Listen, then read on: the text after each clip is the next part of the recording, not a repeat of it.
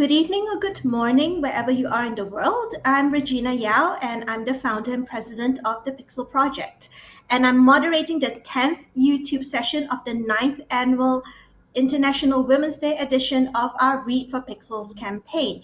Now, through Read for Pixels, the Pixel Project is collaborating with 13 award-winning best-selling authors to raise awareness about violence against women and to raise funds for the Pixel Project to keep our efforts to end violence against women alive and kicking.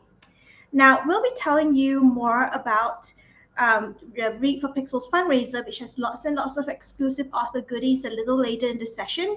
And you can find out more about the Pixel Project, about violence against women, and what you can do to stop violence against women by visiting www.thepixelproject.net. Now, we have a very special guest for today's live Read for Pixels discussion and Q&A session.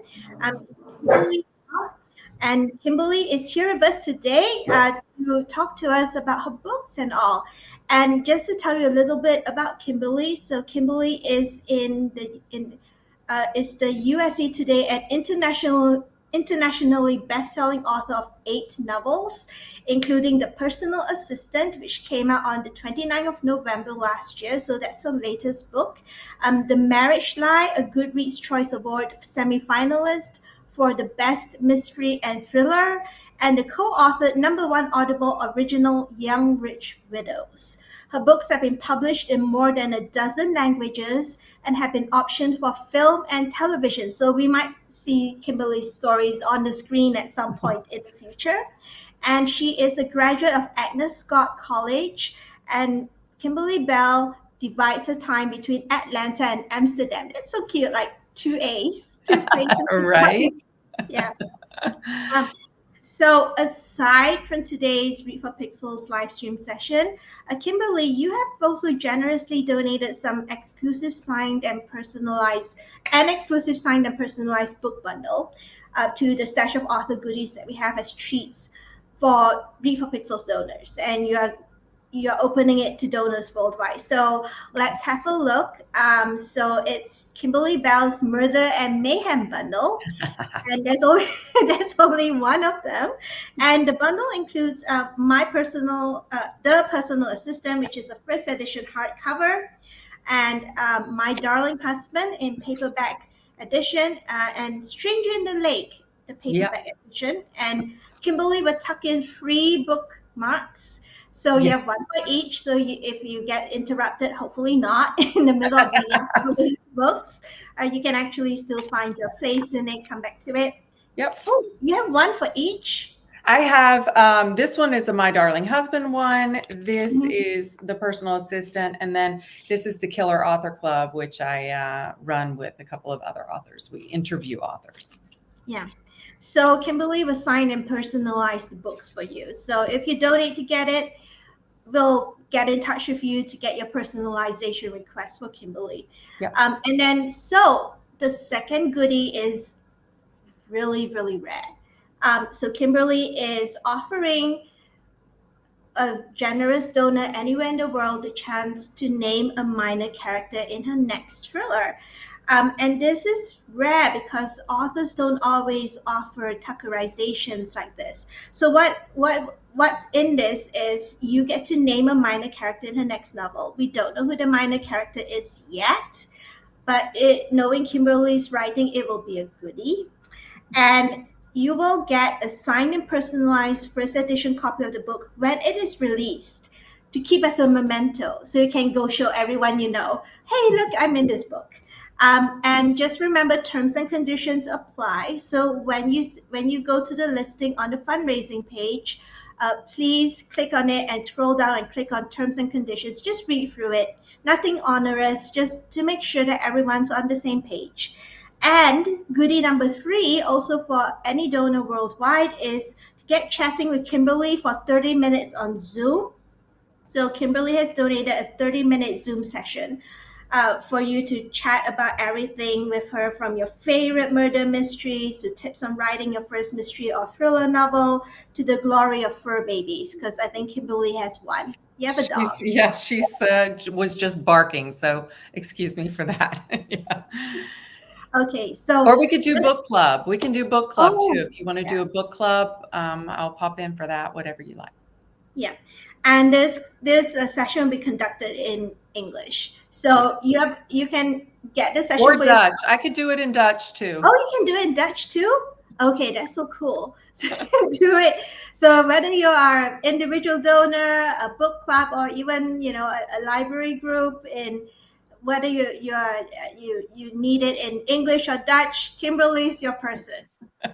Kimberly's Love your it. author. So just to let everyone know, we've had a really slow start to our fundraiser.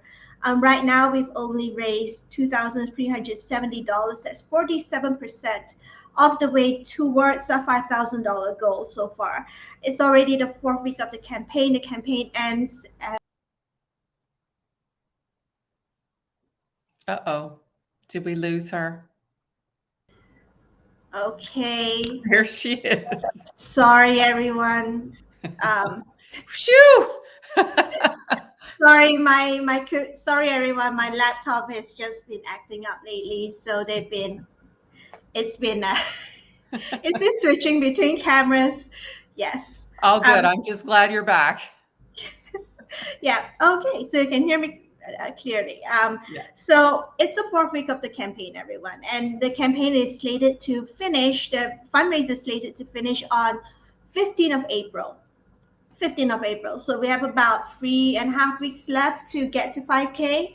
And it's Sexual Assault Awareness Month next month. So if you're thinking of donating to an organization, you could donate to us because we provide 205 helplines to 205 countries around the world through Twitter. We tweet out resources for that.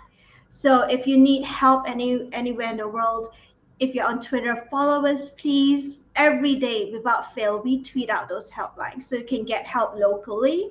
Or if you can't find your country in that list, email us and we will help you find someone in your locality or an organization in your locality to help you. So that's part of where your donation would go, everyone.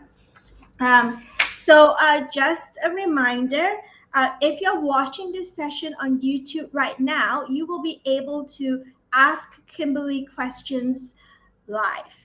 But make sure you're logged into YouTube so you can actually type your questions into the chat box next to the screen.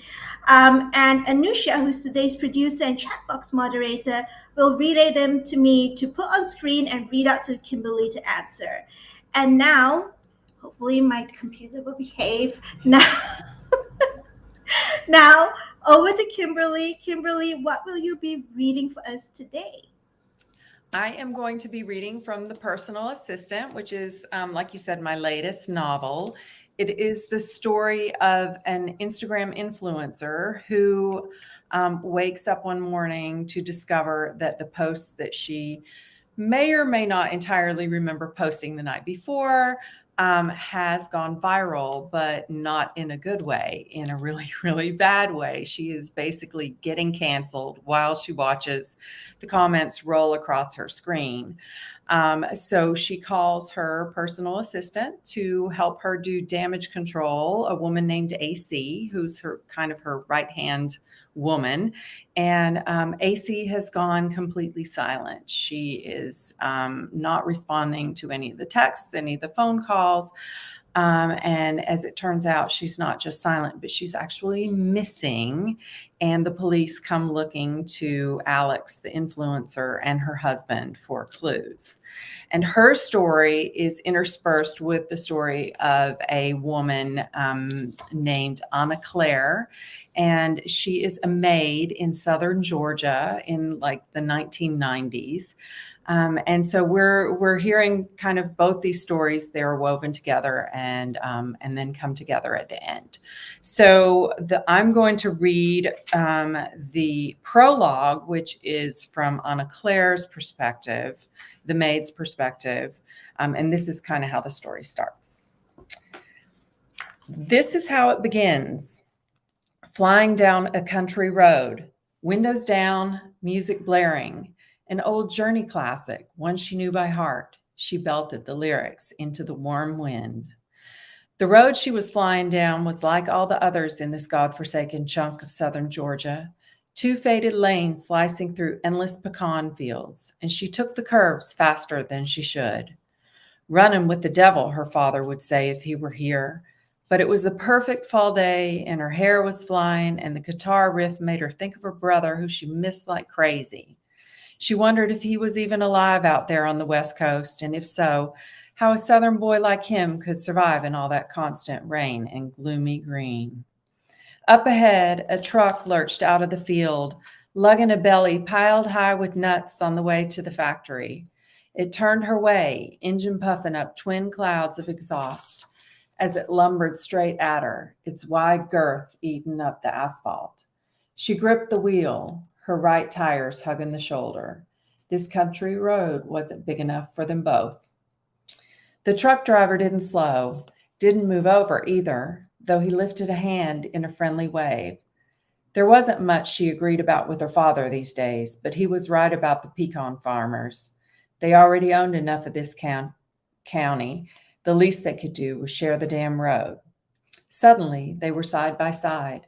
The trash bag she taped over the busted back window flapped and pulled, then blew off entirely when the truck missed her by a hair, flooding the car with sticky exhaust. He blew past, and she blew out a big breath, her fingers relaxing on the wheel just long enough for the back tire to slip off the asphalt. It spun in the shoulder for a second or two, then exploded with a spectacular pop. The Honda lurched to a messy stop, dumping yesterday's big gulp onto her lap. She ignored the mess because she had bigger problems. She didn't need to look to know her back tire lay in tattered ribbons across the road, or that the truck was long gone. The air reeked of burnt rubber and pecans. Well, hell. She couldn't afford a new tire. She couldn't even afford an old junky one from Wade up the dump, who she still owed $50 for her last tire.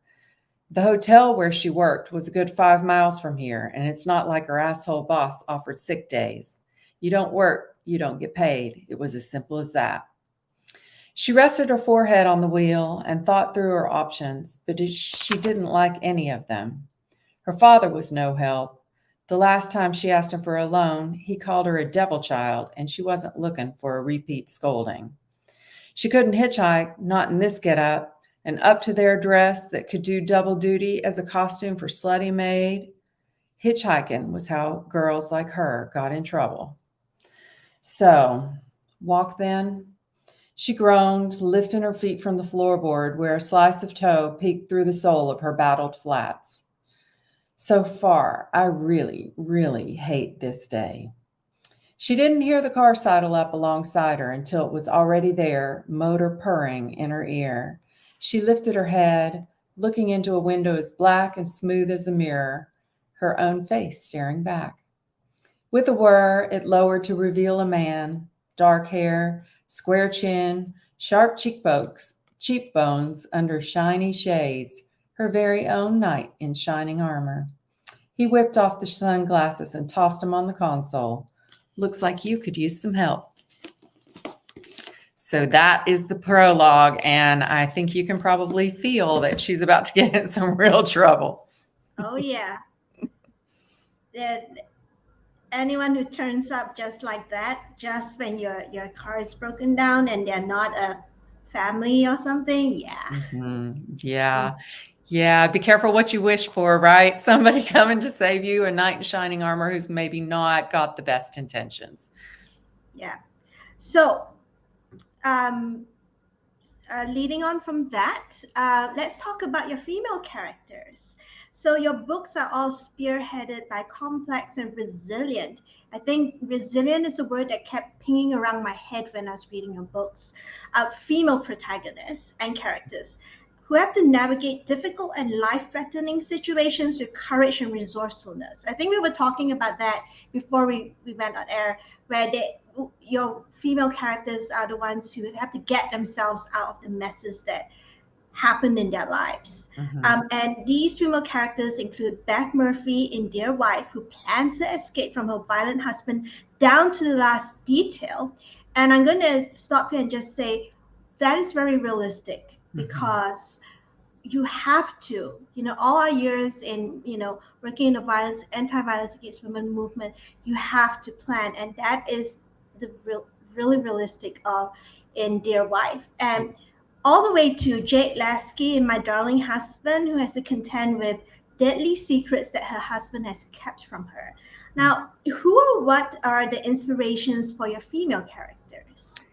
Well, I have a very different, it depends on the story really, but if you look at Dear Wife, this book, and this is the one you were just mentioning about the woman who is on the run from an abusive husband. This actually comes out of a story with a dear, dear friend of mine who was abused by her husband. And it took me a number of years. One of the first things she said when, like, kind of, the stuff hit the fan with her and her husband, and, they divorced, and she basically had hidden this abuse for years and years and years. She still is one of my best friends, and I had known her for probably a decade before any of us had any idea. She didn't even tell her family. And, if she were here right next to me, she would say that it was because it was her job to, not to keep it hidden. But, one of the first things she said to me when she told us what was going on was, you have to write about this. And it took me a really long time to get to a place where I felt comfortable writing about it, because I wanted it, first of all, I didn't want to tell her story. I wanted to tell a story that was maybe inspired by her story, but I didn't want people who read it to recognize her in this story. So it came from a very, very personal place, for sure, something out of my personal life. But when I was doing the research, as you said just now, she planned it down to the very, very, very last detail. And she knew that she couldn't, she wasn't physically stronger than her husband, so that she knew she would have to outsmart him, which is what was part of her planning. That she, in order to get away from this man, she knew that she would have to outsmart him. And probably also it was going to be either him or her. They were not going to both be able to survive this. And that is something that came out of the research too. When I was doing the research for that book was, a shocking percentage, something like 75 or 80% of the women who are killed by their abusive husbands, it happens after the women actually try to leave. And as, in order to get them back, that's when like a huge percentage of the women are actually killed. Yeah, it's the first 6 months. Mm-hmm. It's the first 6 months is the most dangerous period after you leave your abuser. And the timing is everything. Yeah. A lot of times timing is everything. I mean, you hear people talking about cases, because obviously we also, our colleagues in the movement, those who specialize in helping domestic violence victims, they talk about, being able to pack a secret bag, taking your important papers and some money with you, in Money cash, is a big thing. Yes. and getting help, knowing that there's someone there who will be waiting. Once your husband leaves the house, and the coast is clear, run, because it's going to be either you or him. Yep. And that's definitely, something that went in the book. But, drawing to like my other stories, and you mentioned My Darling Husband, which this is the story about a home invasion. And, her husband was definitely keeping some secrets from her, what was going on in his personal life and his business life, that put her in this danger. But ultimately, this is a mother in a house with a gunman and her 2 children, and she is doing whatever she has to do in order to, make sure that the 3 of them survive long enough for her husband to pull together this huge ransom money. So it's, it's women who, I like writing about women who are put in these horrible, awful situations, but somehow figure out a way to save themselves, whether it's physically or it's mentally or it's, um, finding the strength within to change their situation. And we usually ask authors, how do you challenge stereotypes and subvert tropes to create female characters with the complexity and agency that you're talking about? Because mystery and crime genre does have quite a few female stereotypes and tropes. Yes. So how do you do that? Because when I read your books, I'm like, I could be reading about someone I know. Yes, yes. And I love that you say that because that is my goal going in. I don't want the damsel in distress. I mean, for sure something distressful happens to her and maybe she has a minute or two of feeling really, damsel in distress and why is this happening? But ultimately, I want my characters to feel like people that we know. It could be us. And, that for me is the charm of this genre too, especially the female authors who are writing female characters.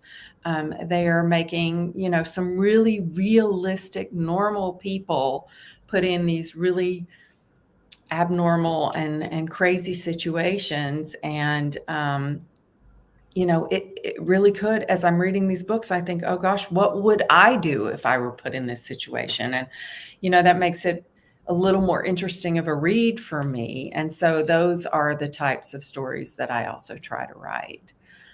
Yeah. But yeah, damsel in distress is a big trope. I don't like that. I also don't like when the man comes in at the end and, saves the day. I don't want that. I want her to save herself and I want her to save her kids and the people she loves. And, maybe she needs some help here and there, but ultimately I want her to use her brains and her smarts and her bravery, find her own bravery, to do the work herself. Yeah. So, speaking about that, your female characters are multifaceted women with agency, and as you described, as we were talking about just now, they fight like hell. They fight like hell in order to survive what is basically as drops on them um, in their lives and made a mess. However, some readers may perceive them as, I'm doing air quotes here, unlikable or trying too hard, instead of lauding them as likable or admirable as they would do if these were male characters. So, when you write your books, do you ever feel pressured by gender and cultural expectations to make your female characters likable and relatable? All the time. And you know what? It's not just my own thoughts, but if you read like any Goodreads reviews, Amazon reviews, Barnes and Noble, whatever the review site that you like the best, a lot of times you'll read reviews that say, I didn't like this character. And I don't necessarily think that's always a goal going in, although I have a lot of discussions with my editor about this, and especially with the personal assistant, the influencer, and I don't know if you know any influencers, but they're not, I mean, they're maybe a little self-absorbed. And for sure my character is that. And you get carried away with like what people think of you and how you look in the pictures that you're putting out there for the world. And so I knew going in that maybe she wouldn't be the most likable person on the surface, at least what she's showing the world. But I hope, as we get a little deeper into her story, that readers start seeing different sides of her. And maybe when we get a little bit of her backstory and why she got into this, profession and why she needed the money. She was a single mother for many, many years. And, two twin girls trying to raise them with an ex-husband who didn't pay her a penny. And so, she was a woman who was really doing what she had to do in order to earn money. And sure, maybe she got swept up in the whole influencing world, but ultimately, her motivations were good. And so I don't know, does she have to be likable?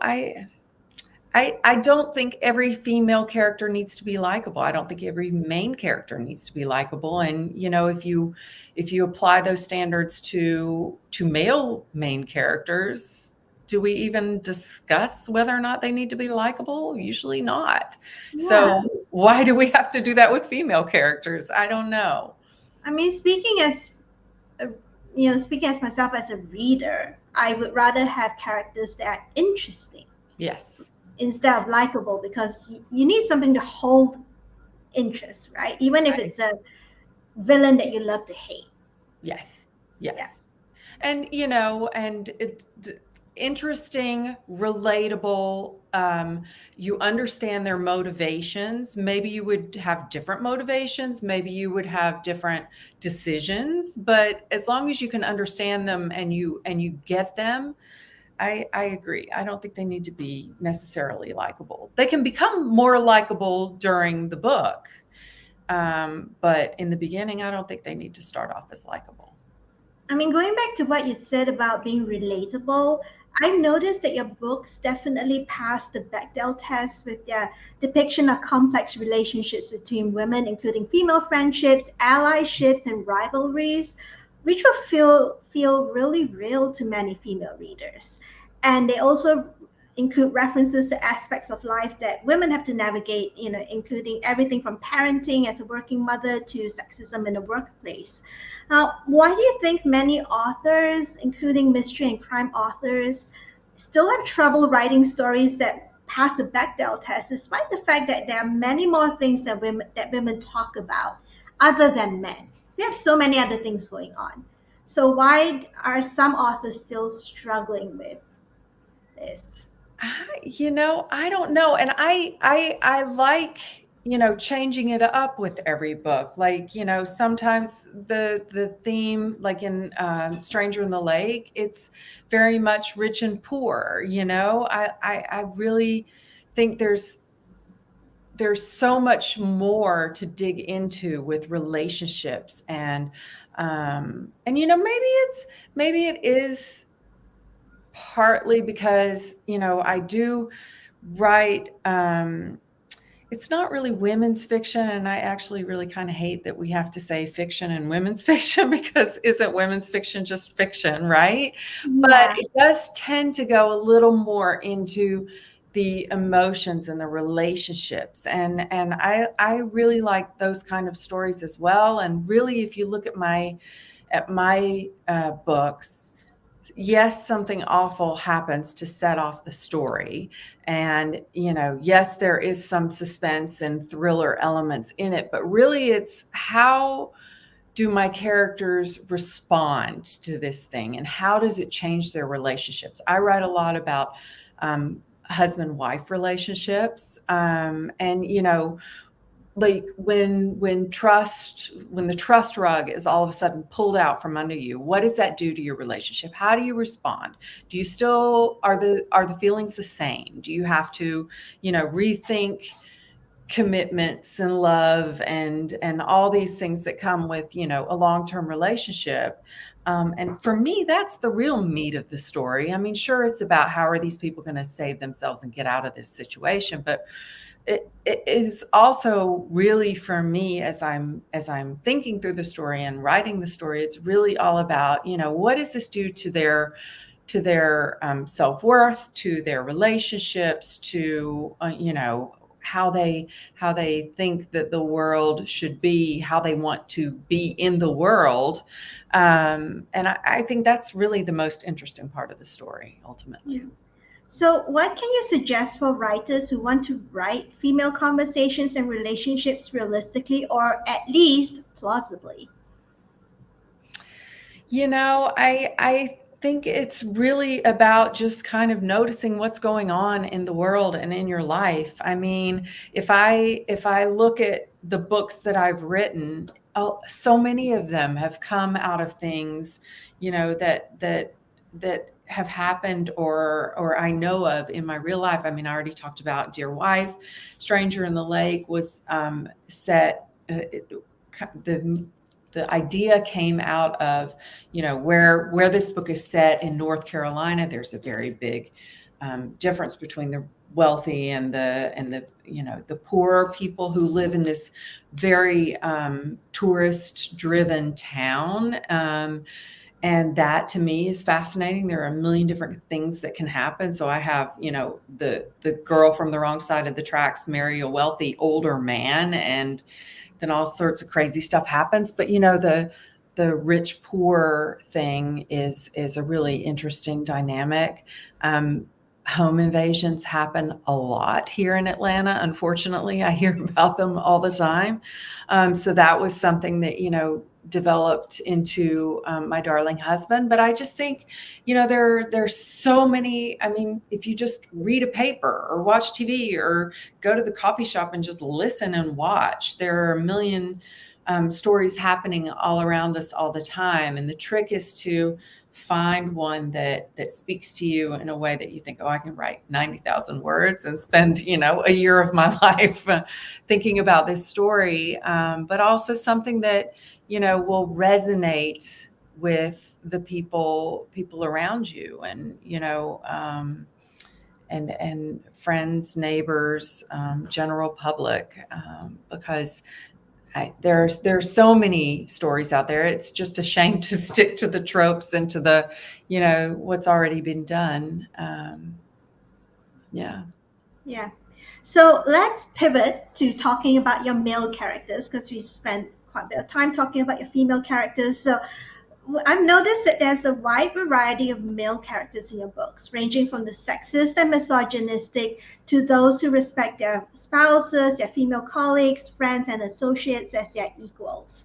So do you think that reframing how stories describe men, away from hostile and toxic stereotypes and towards complexity and even vulnerability, can be one of the ways that mystery and crime writers can break away from unhealthy tropes that promote toxic masculinity and the dehumanization of women in the genre?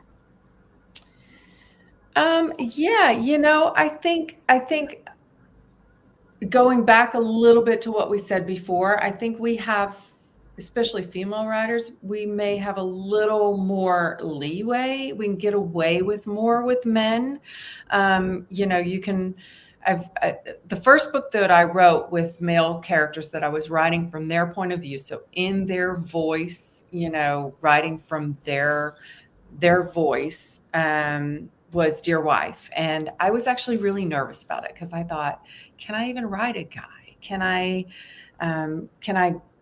get it right? Can I make his voice sound right? Talk like a man, whatever. And I actually found it really liberating to write from a male point of view. And there are actually two in Dear Wife.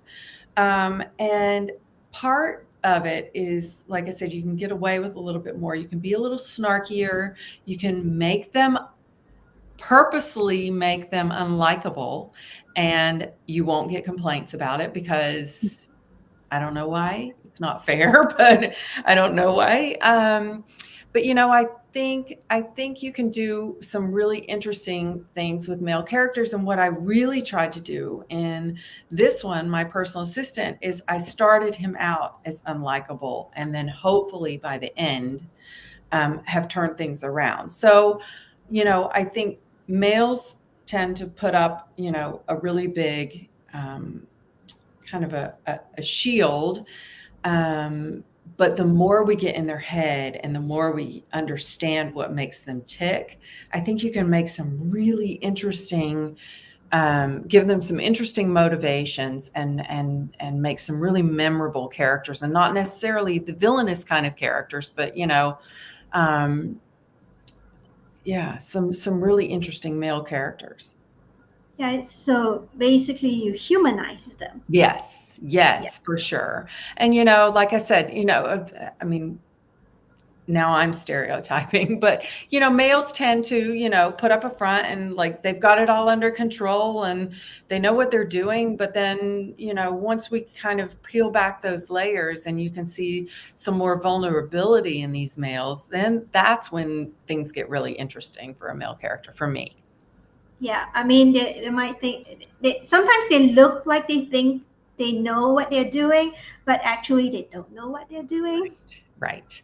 And what Yeah. I love too with the male characters, actually with my female characters too, is putting them in this situation where, you know, they maybe make some really bad decisions, but for the good reasons. And that for me makes any character more interesting. If you understand why they made this really horrible, awful decision, and it's for a good reason, and then you can give them some sort of forgiveness even though they did this really awful thing, I think that makes for a really interesting, multifaceted character, male or female. Yeah, it's interesting when you said that, you didn't know if you could pull off writing a male character in the first person. And I was just thinking about, the hashtag men writing women and all these horrible, hilariously bad ways that men write about women, how male authors write women. And I think you're correct. I mean, we female authors do pull off male characters well, most of the time. But Mm-hmm. like you said, is if you stop to think about how people are motivated and how and what drives their behavior, I think that goes a long way towards breaking stereotypes too, right? Because I you have to agree. think Yeah. about Yeah, and totally agree. yeah. So let's talk about genre. Oh, before we do that, hi everyone who's just joined us. We are talking to Kimberly Belle today. And if you have any questions for Kimberly, and we're about halfway through the session, if you have any questions for Kimberly, please type them into the YouTube chat box. And Anusha, who is today's chat box moderator, will relay them to me to put them on screen, put the questions on screen for Kimberly to answer. Just make sure you have logged into YouTube, otherwise you won't be able to type into the chat box. So let's talk about genre. Now, books and stories in the mystery and crime and thriller genre usually involve some kind of violence, including violence against women. So, in your opinion, can mystery, crime, and thriller stories be used to address the issue of sexism, misogyny, and violence against women? And if so, how? Yeah, I mean, we have a lot of discussions, my fellow authors and I, in this genre about, violence against women in our stories. And um, unfortunately, it happens all the time in real life. And so, I include it in my stories because I want my stories to feel like the real world and, things that could really happen in the real world. And unfortunately, that is part of it. But I also think, there's a fine line with, going into a story with a message, holding up some sort of mirror for the reader that they get it, and doing it in a way that doesn't feel preachy. The easiest example, the best example I have is Dear Wife. And, holding up a mirror, talking about the real life statistics of, domestic violence without being coming over as, this is a story about domestic violence. This is really a story about a woman taking back her power. But that includes domestic violence. So yes, there are ways to do it, and I certainly hope that I am doing it and tackling these things without without being preachy. It's a fine line for sure. I mean, I guess that's one of the motivations behind starting the Read for Pixels campaign that we 10 almost 10 years ago, is that we recognize the importance of story, Mhm. because story helps people process information. Yeah. And Yes. also, and also people, if you preach, if you get preachy, people's hackles go up. But if you tell a really good story, and which just happens to tackle, like, my dear wife, dear wife, which just happens to tackle that issue, then Yes. people actually start thinking about it, because Yes. the story sticks in their minds, right? For They sure. For they sure. stick And in their minds. mirroring things, and this is, kind of a tangent, but mirroring things that really happen in real life. Like in The Marriage Lie, one of my stories, the woman has a gay brother who's married to another man, and it's just, these are things that happen in real life, and you just put them in your stories because you want them to reflect what is going on in the world. And you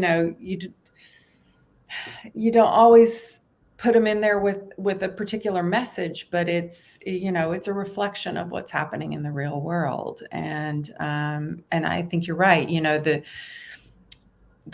The more you can put things out there as a story or something that happens, and the more people are reading about them, thinking about them, talking about them, instead of sweeping things under the rug, then the more we can make it a conversation rather than just something that we'd rather not talk about. Yeah, I mean, it's probably less threatening to say, "Oh, look, I have this book for my book club. Let's talk about this book in a book club." And Right. it's less threatening to talk about a book than to actually talk about the issue itself, if that makes any sense. Right, right. And, going back to what I said before, with these things that are, it's normal people like you and me and all of our friends and girlfriends and sisters and, all the women that we know in our lives, it could happen to any of us, what happens in my books, So if you're at home with your two kids, or your sister's at home with her two kids, and all of a sudden someone comes into the home and there's the home invasion, like, what would you do? Right. So you read this story and you think, oh, would I make different decisions? Have I thought about my alarm? Do I have a secret code with my husband that if I call him up and I'm like, hey, I don't know what the secret code is, cornbread or whatever this word is that you've agreed upon with your husband, like that means call the cops, like, storm the house, whatever it is. It hopefully my stories make you think and make you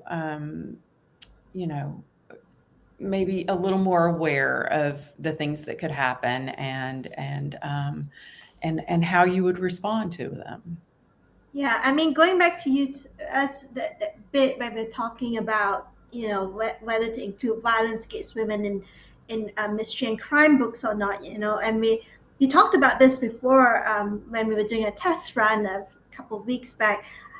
So in 2018, the Staunch Prize, an award set up to recognize crime and thriller novels about violence against women, was launched and faced criticism from major crime novelists like Val McDermid, who believes, like you, that as long as there is violence against women in the world, it should be reflected in fiction. Fiction should reflect some of real life.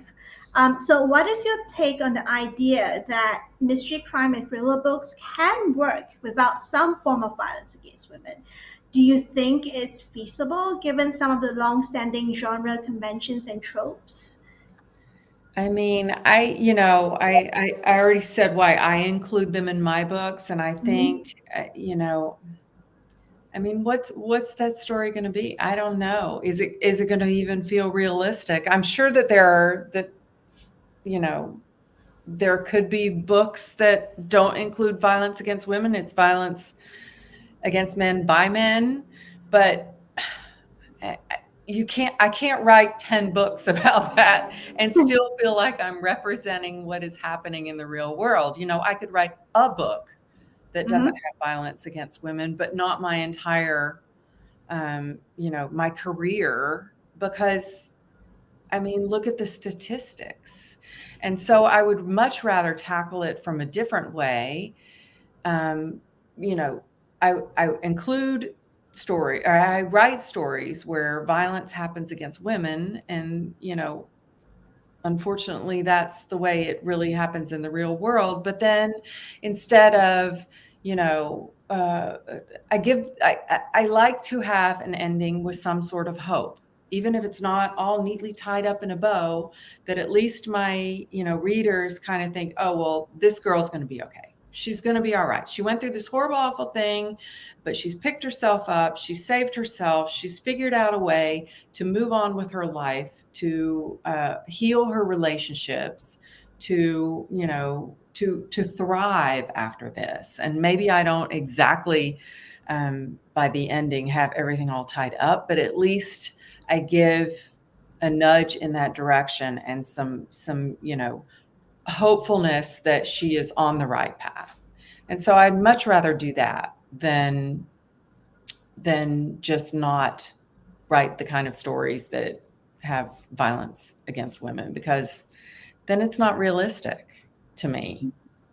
Yeah, I mean, and to the audience out there, the statistics that Kimberly was talking about, it's 1 in 3 women and girls worldwide will face some form of gender-based violence in their lives at some point.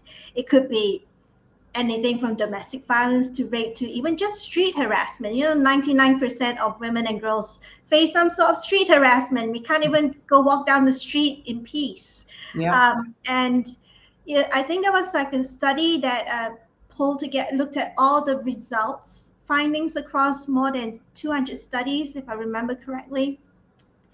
And they found that, most women and girls between the ages of 15 and 49 have experienced some form of domestic or intimate partner violence. So everyone out there, these are the statistics that Kimberly is referring to. So you spoke about, not writing, not about about the trickiness in, the line. Where does it tip when you're writing fiction? Where does it, reflect reality and not tip into preachiness? Mm-hmm. So I was just wondering, how do you find the balance between showing violence as a part of the story and not showing violence gratuitously, especially when you're dealing with domestic violence like in Dear Wife? How do you walk that line, to make sure that you're not showing it gratuitously? I typically, and I'm going to think about this for a second, through all my books, I don't think I have ever, well,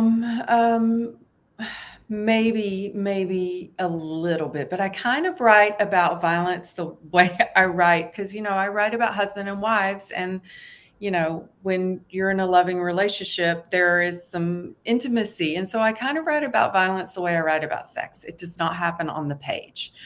In Dear Wife, she is running from her husband. She's already left. So we really don't see them together on the page until the very ending of the book. So, I don't write gory scenes at all. Most of the violence that happens to my main character, Beth, in Dear Wife, doesn't happen on the page. It's memories of things that have happened from her relationship with her husband, rather than, happening right then in the scene. There are, because I do write, thrillery kind of books, suspense thrillery kind of book, there's always a big scene at the end.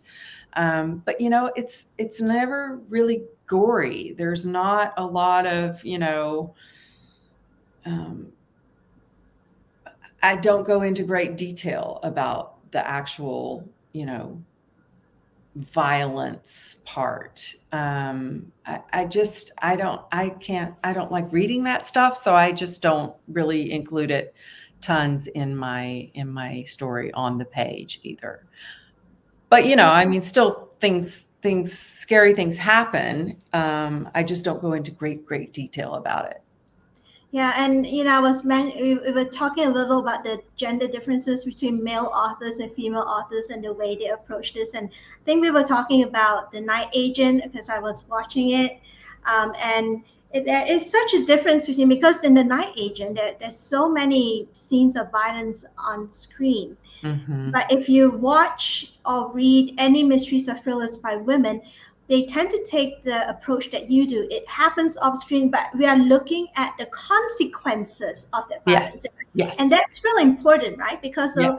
Because if you write if you write about violence against women, if you include violence against women in your book, and then you don't show the consequences, it's not very realistic, is it?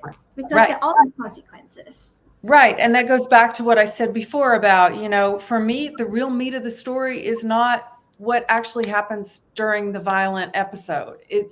Or episodes in some cases, it's really about like, how does this character like figure out a way to get their life back together afterwards, and to repair the relationships and, move on, save their people, make sure their kids don't need therapy for the rest of their lives, all those things that happen after the violent episode. That for me is more interesting part of the story. And that's the part I tend to concentrate on.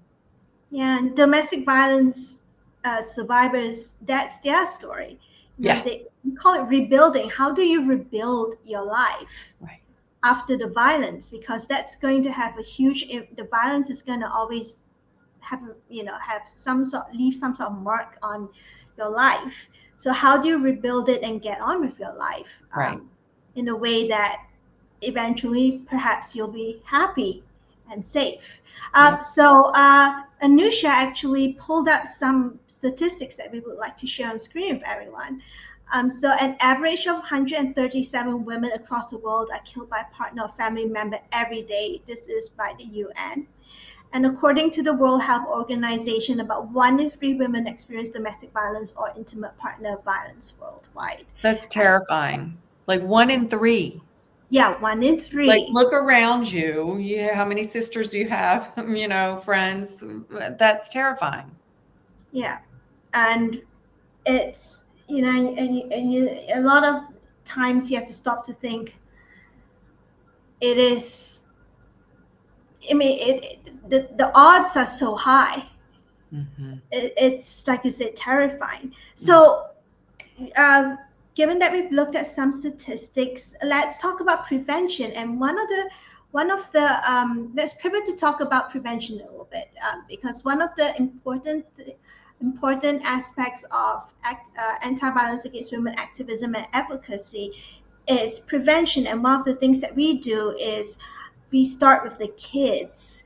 So, parents are usually the most influential role models in a person's life.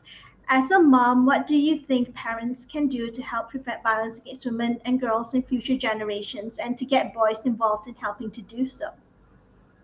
To get boys involved, is that what you said? Yeah, to get boys involved. Mm-hmm. Well, I think the first thing anyone can do, and this is, something that we certainly did with our kids, is talk about it. Talk about all the things that, can happen, how you should respond.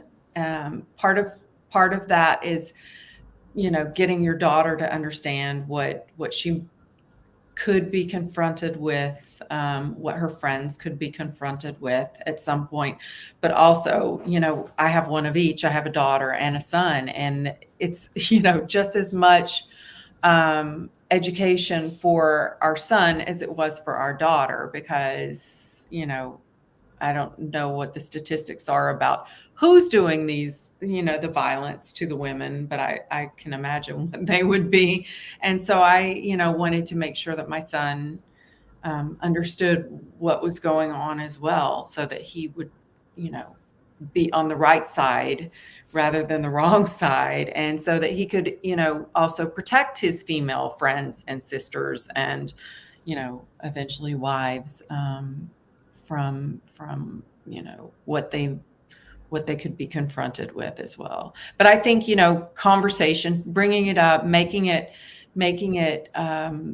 something that the kids are comfortable discussing with the adults is the biggest thing and the biggest gift you can give them, so that they're not afraid or ashamed or any of those, negative emotions that could come with it, that they know that they can come to the adults in their lives for help. Yeah, I mean, it's the whole. A lot of times we talk to kids, and it's the whole, if you see something, say something. Mhm. Whether it's in school, whether you see your classmate having bruises on their arms and legs, or if you find that it's kind of weird that they're not Mhm. coming to school for a while and you know they're not sick, if ask your nearest adult that you trust. Yeah. Oh, I Yeah. saw something, or what's happening, with my friend. Mhm. And sometimes when you see something, you say something that can often help. That can often help, you know, get help to people who Yeah. need help. Yeah. And So, I also want to say, like, my kids, the kids generation, my kids are older now, they're in their 20s, but when they were back in high school and even middle school, I they were so much more savvy about this issue than I ever was at their age. And I think partly is probably that they're exposed to so much with the internet and social media and TV and whatever else that they're consuming. But they're also they really, like, especially if you look at my daughter, she's such a feminist, and partly because I think of the way we raised her, and also partly where she was in school. They just really were, girls can do anything kind of, attitude. And so the way that she and her girlfriends are, man, I'm proud of them. And it gives me hope for the next generation, because they just really took up for each other and take up for each other. And what I told our daughter too is, I don't care which adult you're talking to, as long as you're talking, you have someone you can trust, whether it's me, whether it's another girl's mother, just find somebody that you can, whether it's a counselor at school. And they were really good about it. So it gives me great hope. yeah. And a lot of the violence against women is done by the patriarchy and men. And and that's why it's so important. You talked about including your son, and we find it's so important for boys to be included in the Hmm. conversation. For And sure. we've had instances where we've had YA authors and boys watching them talking about their favorite authors, talking about violence against women. And we see something, say something, and stuff like that, and we get feedback from them and parents going, oh, we started talking about this, and they started learning that yes, it is wrong. It is wrong to use violence. Yeah. It is wrong to be sexist and misogynist. And so, yeah, you got to your kids when they were young, and I think that's the place to start, Yeah, because for sure. it's a lot harder to talk to people and get them to change their minds when they're adults. Yeah. But when they're Yeah. kids, they're absorbing stuff, right? They're Yeah. learning the way. Yeah, and taking it mainstream, it's normal to talk about these things. And if you are confronted with something, or you see something, or you hear something, or somebody does something, then it's not something to be ashamed of. It's something that the adults in your life who you trust, want to help you and want to get you out of it. So I love that this is a subject that they're tackling in YA books as well, because like you said, when you put it out there in a story, and you can lead by, I don't want to say example, because then that maybe is preachy, but if you at least put the subject out there and make it something that people talk about and discuss in ways that are maybe not so dire, because it's Mhm. fiction, right? Then once that happens in real life, it won't feel as shameful or as scary, or I don't, it just makes it a little. It takes the step to getting help, makes that step just a little bit shorter. Yeah, it makes it familiar. So Yes. if you see a scene that in a book, and then you realize that you make the connection that I'm seeing this in my life, Right. then suddenly maybe a light bulb will come on, and you make the connection and think, oh yeah, this is wrong. I need to say something. Right. So we want to encourage kids to do that, and we also want to encourage adults to be there for their kids, because that's how we stop this. I think that's how we stop this. If we have the younger generations growing up knowing that violence against women and girls is wrong, then the change is going to come. It's going to take a while. It's Yeah. going to take several generations, but it will come. Yes. So we've come to the end of this session, and we have a couple of questions to wrap up. You have been so incredibly supportive of our Read for Pixels campaign and our anti-violence against women work as a whole. So this is a really obvious question, but we ask this of all our authors. Why do you support the cause to end violence against women? Well, first of all, I am one. No, and for all the reasons that we've talked about, and it's shocking that we still have to deal with this, that people are still dealing with it. The statistics are not, they are working against us. And I've always believed that girls can do anything they set their minds to. So I know that if we, work at this, we can figure out a way to turn those statistics around. And I would do my part as much as I can in any way that I can. Yeah, we do have miles to go before, as Robert Frost says, we do have miles to go before we sleep on that, because it's kind of, it's kind of sad that the statistics haven't changed very much in the past decade or two. And Yeah. hopefully with the help of, young people of your kids' generation and younger, eventually this will change. Yeah. And I think it's one of those things too that, people don't, it's easy to just kind of, push it aside. And then when it touches your personal life, that's when, people get really fired up. And, but, all you have to do is talk to your girlfriends, because 1 in 3, right? 1 in 3 women. So we have a ways to go in, making it something that we can have conversations about, and people aren't ashamed or hiding it for some reason.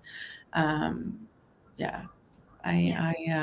Unfortunately, it's something that's touched my personal life as well. So, it's one of those things we need to do better. Yeah, definitely. So I'm going to put myself back on screen. Hi, everyone. I'm the disembodied voice who was on screen chatting with Kimberly about everything from her books to domestic violence. So we've come to the end of the session. Thank you, Kimberly, for the excellent discussion. And in case you missed the start of today's show, Kimberly has also generously donated some really exclusive goodies that are really cool for donors anywhere in the world who donate to our ongoing fundraiser that's up right now. So number one is Kimberly's Murder Mayhem Bundle, and that includes the books that we were talking about today. That includes My Darling Husband, Stranger in the Lake, and The Personal Assistant. And the Personal Assistant is Kimberly's latest book, so you're going to get it in first edition hardcover. My Darling Husband and Stranger in the Lake will be in paperback. And Kimberly has free bookmarks to go with the books as well, and she will personalize and sign it to you. You'll just need to let us know, if you get this bundle, we will ask you how you want Kimberly to personalize it to you, and we'll let Kimberly know. And the second one is a rare goodie. It's to name a minor character in Kimberly's next thriller. We don't know who that character is yet. You'll find out. And besides naming the minor character, you will also get a signed and personalized first edition copy of the book when it's released for you to keep as a memento. Though please remember that terms and conditions apply. And you can find that when you click on the goodie on our fundraising page, which we'll share in a couple of minutes time. To just read through them just to make sure you're on the same page with everyone else. And number 3 is, if you liked listening to my chat with Kimberly today, she has so much more to say. And so she's offering a 30-minute Zoom session with either a book club or an individual donor or a library group. And Kimberly can speak both English and Dutch. So you have a choice. So if you are watching this, right now it's really early in the morning, in the middle of the night in the Netherlands. But if you're in the Netherlands and you're watching this replay, Kimberly can Kimberly can hold this session for your library or your book group or you alone, and she will speak Dutch Yes. or English, Yeah. your choice. Yeah.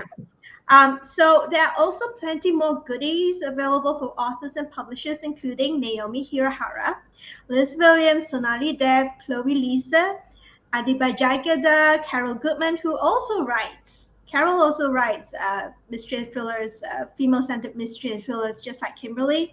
And Leanna Renee Heber, Romina Garba, and Entangled Publishing, Black Spot Books, Zang Books, and more. New goodies are released every week throughout March, so check back on Thursdays. And I'm going to put this slide up right now to tell everyone where to go get the goodies. Okay, add to stream. There we go. So we have had a really slow start, everyone, to our fundraiser. We are only at 2,370 raised towards our $5,000 goal. It's already the fourth week of the campaign, and the fundraiser will end on the 15th of April. So please go over to our Rally Up fundraising page, which is at tinyurl.com/R4P Rally Up IWD 2023. Please note that these are case sensitive, so please take that down exactly. And Anusha is going to put that in the link in the chat box on YouTube as well, so you can click to go there. And if you want to find out more about Read for Pixels, go to bit.ly/Read for Pixels, and you can learn more about this program, which your donations will also fund. And also, we wanted to tell you a little bit about our award-nominated charity anthology. It's called Giving the Devil His Due. It's available now from Amazon, Kobo, Google Play, Book Depository, and all major booksellers worldwide. For more information about the anthology, go to bit.ly/Giving the Devil His Due. And it's Shirley Jackson Award nominated. So, and it's also an Audio Award nominated. The audiobook of this anthology is also Audio Award nominated. So you can go to, you can get it from Audible, Apple, Google Play, Spotify, Kobo, Chirp, and other major audiobook retailers worldwide. And if you want to find out more about the audiobook, go to tinyurl.com to GTDHD audiobook R4P. These are case sensitive as well. And if you want to listen to excerpts from the book, we have some teasers up on our YouTube page. So you can just run a search for the Pixel Project on YouTube and go there. We have a little playlist. Click on them and you can listen to some of the audiobook narrators and watch them perform teasers from the book. They've very kindly done that. So if you're not sure yet, just go and have a listen and make a decision. And we periodically also have sales deals for the book, so you can wait for our announcement as well. So I'm going to take this off screen. And all net proceeds go to keeping our programs, including Read for Pixels, alive. And also, if you buy the paperback and you would like to have a book plate, 12 of the 16 authors have book plates, a special Giving the Devil His Due book plates that they will sign and send to you. So do check out our pages about our page about the anthology on Read for Pixels to find out more about how you can get that. And also, finally, if you want to find out more about violence against women and how to stop violence against women, or if you're a newbie to this topic of violence against women and you want to learn more about it, just go to www.thepixelproject.net. And so we've come to the end of the show, and we're going to wrap up, and Kimberly and I are going to say good day or good night wherever you are in the world.